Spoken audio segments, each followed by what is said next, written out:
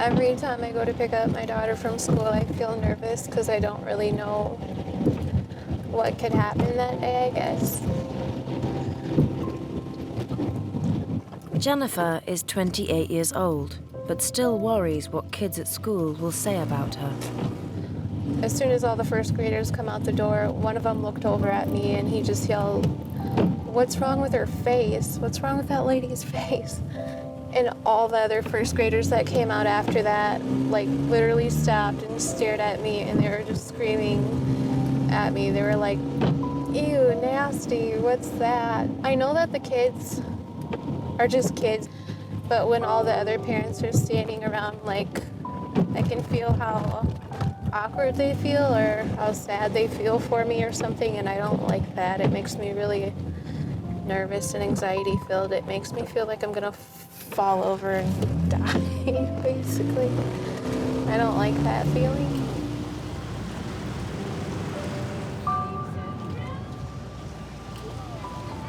Every time they come here, people always stare. You're gonna get in trouble for walking on the grass again. Hello, you have a good day at school? Yeah. Yeah, you ready to go? What'd you learn? Jennifer was born with a small red mark on her face. Thought to be harmless, it turned out to be life-threatening. When Jennifer was born, she was basically born what we thought was called a birthmark. The doctor said that it would go away within a week, and in that week it never went away, and then she turned 3 months old, and that's when her nose started bleeding. Jennifer didn't just have a birthmark. It was an arteriovenous malformation, or AVM, a jumbled mass of arteries and veins in her head and on her face. I started to bleed all the time when I was like 3 months old, so I would always have to get blood transfusions. They had tried to cauterize her veins, blood vessels, to see if that would make it stop. That wouldn't even work for her. She pretty much just had it like really rough with all the nosebleeds and stuff. She can't really have a job because like her nose will just start bleeding out of nowhere. There'd be times where I was terrified to go to sleep at night because I'd wake up and there'd just be blood covered all over the sheets. It got down her stomach and that would make her really sick. It makes my gums bleed. It has completely eroded the bone line in my teeth. And if my teeth fell out, then I could bleed to death, so that really impacts my life a lot. It makes me have headaches like all the time because of all the arteries in my head just constantly pounding. There was a point in time where she got so sick and was so pale that she threw up a ton of blood, and I had to call 911. I almost lost my daughter. She only had like 2 pints of blood in her body left. They had to give her a blood transfusion. It was the scariest day of my life. This one's big, it's just that right here's a blue tube right there. Well, it's the side sticking out, because then the tube goes over here. It's gonna almost get 100 pounds big. 100 pounds? Oh my gosh. I know that. My head's Probably gonna be this just like a big balloon with saline inside. Basically like breast implants just in my face. The big bumps on Jennifer's face aren't a direct result of her condition. They're the first part of a plan to hopefully change her life. This one's a little bit bigger than that one, but this one's gonna be way bigger. They are expanding my tissue because every time they put saline in it, it makes these bigger, obviously, which grows new skin. Jennifer is soon going to New York for a complex operation where all of her AVM will be removed and her nose reconstructed. The expanders are growing new skin, which will then be used to patch her face back together. I don't know if I'm gonna look like normal. Like, I don't want to look perfect. I just want to look normal. Balloons are different. You're gonna cut the pink off your face. They're gonna cut your nose off. Yeah, that's blood everywhere. I kind of told the girls, like, what's gonna happen and how it's gonna look and how it might be kind of scary for them. And Marlena, like, instantly started crying, and she said she didn't want to see me like that, but then she don't want to be without me for a long time either. This one's gonna be the big surgery. The biggest surgery ever. I can see past like her outside figure because she's so beautiful on the inside. It doesn't really matter about what's on the outside to me. I'm always gonna think she's beautiful. I don't know how it's gonna turn out, and that scares me because like anything could happen during surgery. I'm praying and hoping that she can live a happier and healthier life where she can go out in public, where people won't stare at her and think, you know, where she don't feel like she's any different from anybody else. If I don't ever have to worry about like bleeding or hemorrhaging or going to the school and having kids not calling names while I pick up Marlene, or if I want to go have lunch with her or all that, that would be like the happiest thing ever. I don't even know what that would feel like. That would just be really awesome.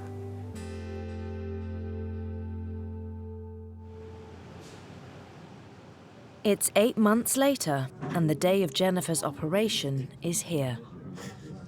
You're gonna be okay, all right? Nothing bad's gonna happen, so you're gonna be fine. You got the best team here. We'll take care of you, all right? Don't worry. We're the little ones. It's my dad at the apartment. They're gonna come in a little bit so he didn't have to try to keep him calm all day. Okay. I just know that everything's gonna be okay. But it's still scary because it's a big change. You can walk us to the down the hallway.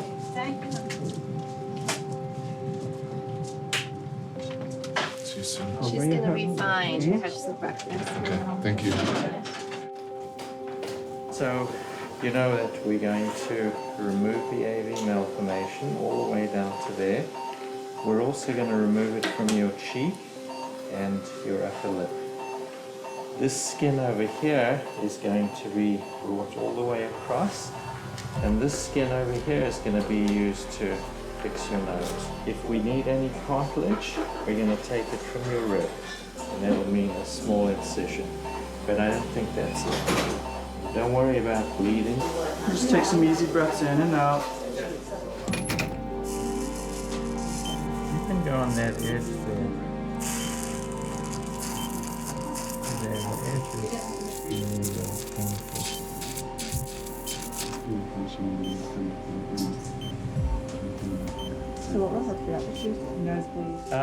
the edge the AVM has been removed from her nasal region.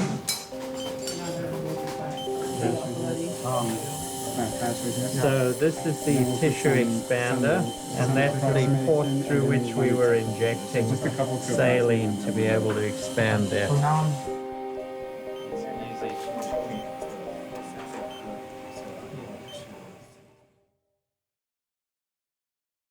The surgery went exceptionally well. I'm very happy. She faced a life of huge problems. When she's healed up, she's going to look very good. She has a husband, she has 2 beautiful children, and we've now been able to give her a chance to live a normal life.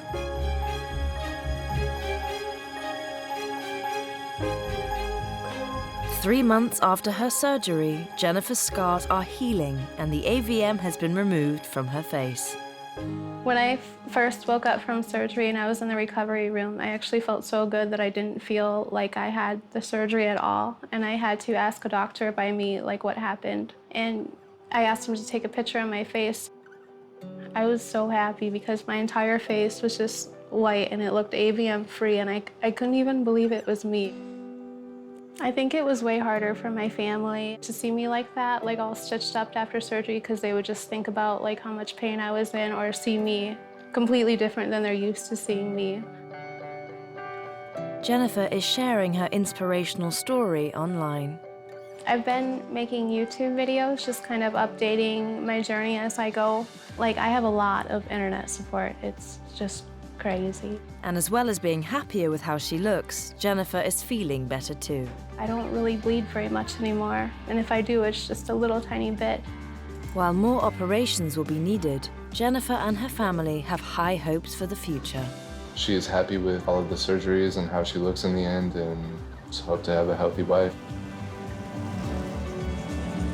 I just hope that all my next surgeries go as planned and the scars all fade, and one day I could just, you know, walk into a room and like have people see me for me and not just my condition all the time. With the support of her doctors, her husband, and her children, Jennifer truly believes her life is looking brighter. I'm happy where I'm at right now with all the progress. Like, just to see how far I've gone right now, like, that makes me so hopeful for the future.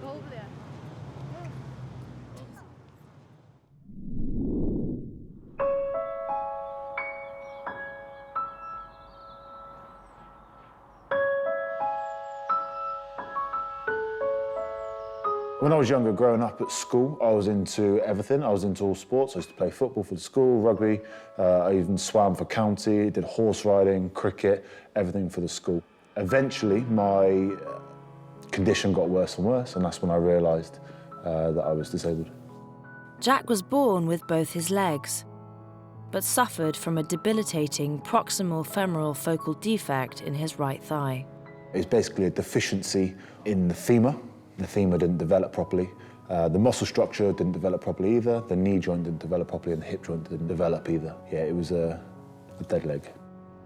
Growing up with a disability it massively affected my confidence, massively. I used to try and hide it any way I could. Fashion was out the window. I used to wear like 2 pairs of trousers just to cover my leg, hoodie over my head. I felt like the run to the group. I had no inspiration. I was alone. I had no way of expressing myself. So I used a lot of like drugs and alcohol to kind of mask that, sort of build a confidence and mask those sort of thoughts. Jack's leg was causing him physical and emotional pain, as well as numerous medical issues. I was in and out of hospital a number of times. My hip reconstructed twice. I've had metal work, plate work put in my hip. Finally, Jack had had enough and took an incredibly brave decision that would change his life forever. I had this leg that didn't work. I was desperate to move on with my life. And then when I was 16, I electively had it amputated. I chose to have it amputated. Totally my choice. Best decision I've ever made as well.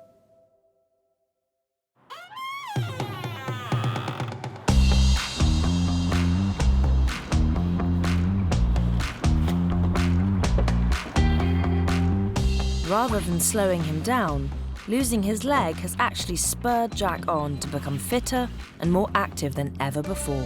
So we're going to head from here and we're going to go to the gym. There's a funny time actually when we used to play a lot of wheelchair basketball, and there's 3 of us in here.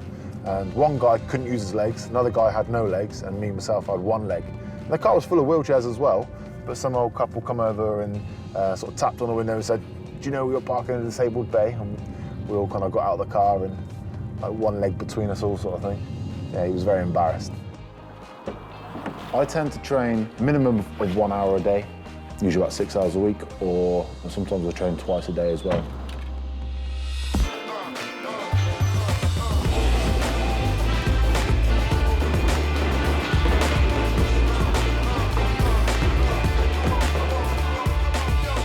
And it's not just his own body Jack's looking after. He's passing his passion for exercise on to others. I became a personal trainer by chance, really. I was a youth worker and I was put onto a course which is just exercise in the community, and just really enjoyed it. I find the job very rewarding. The success stories is what keeps me motivated to keep personal training. Good. And again, stay 1 more. And come on, push. That's good. Jack is very fit. He's fitter than me, definitely. We went swimming a couple of times and I was amazed at how much fitter he was at swimming than me. He's like stronger than most people in the gym when we train, and you don't think about it. It doesn't hold him back at all. Eventually I want to start focusing on just working with amputees, because I think that I can really offer them something quite sort of special. While very proud of his work as a personal trainer, Jack's career has taken a remarkable new turn. I never thought that I would ever be a model. I didn't even think it was an opportunity for me. In 2012, Jack decided to reach out to an agency called Models of Diversity. It turned out to be a life-changing decision. My first modelling gig was a fitness shoot in London. Models Diversity set me up with it, and it was a massive eye-opener for me.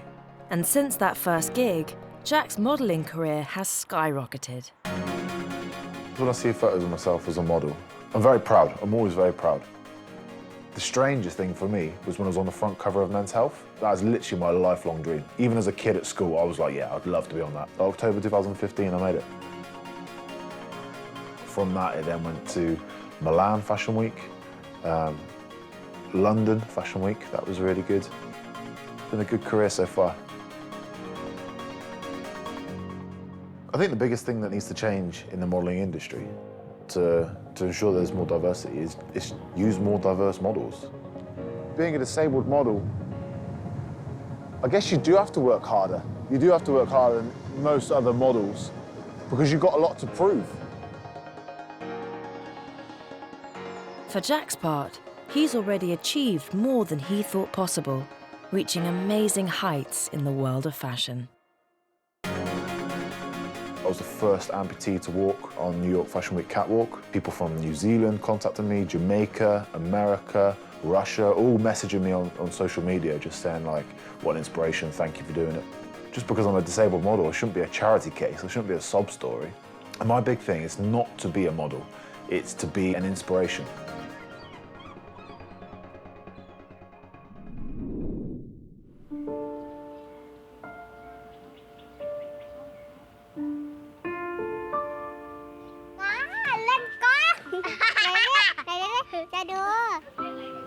จะนั่งท่าไหน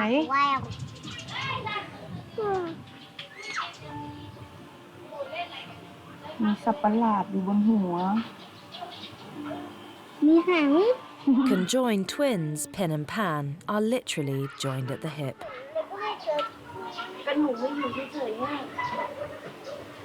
The twins have their own torsos and arms, but are connected at the waist, meaning they each have control over one leg. Pin and Pan live with their grandparents. ครั้งแรกที่เห็นก็คือตกใจอะไม่คิดว่าหลานตัวเองจะติดกันคือมันก็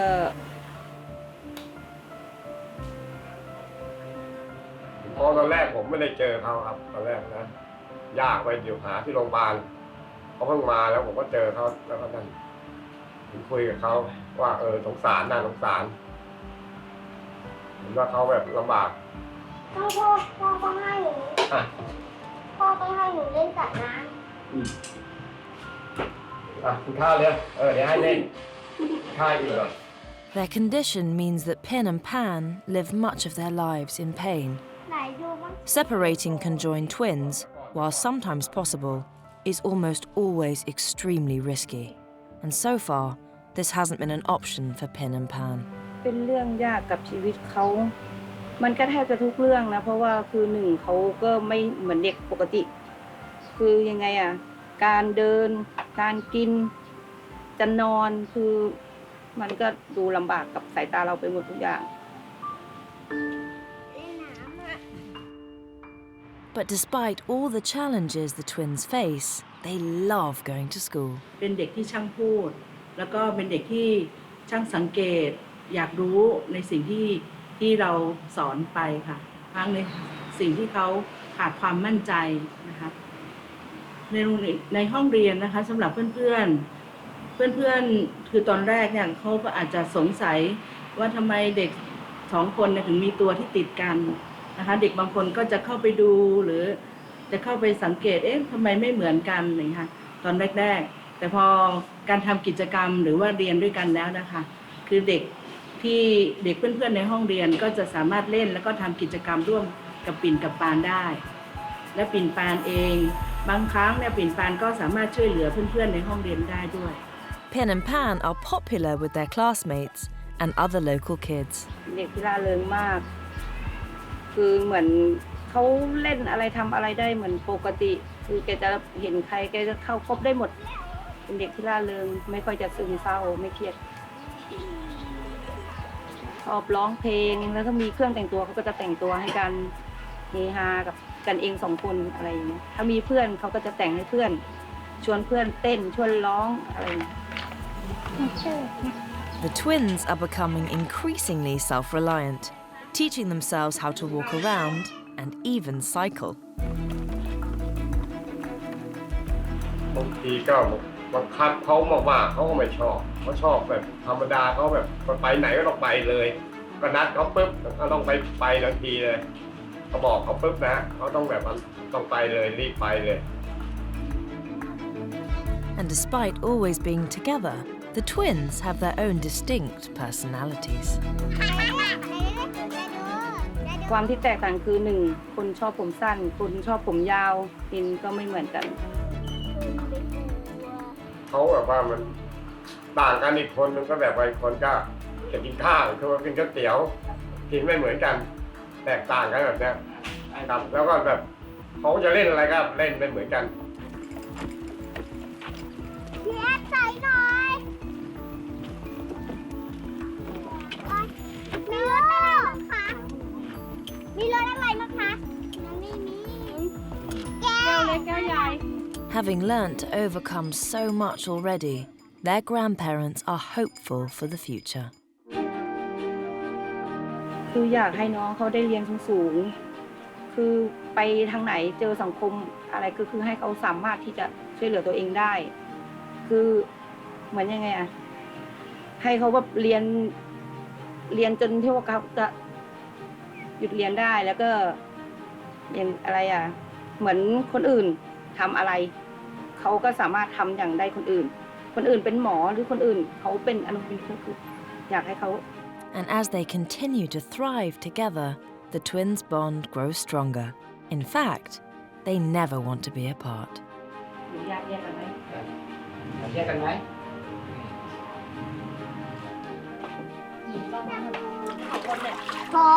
ผมว่าอยู่อย่างนี้เขาก็ดีเขานะดีกว่า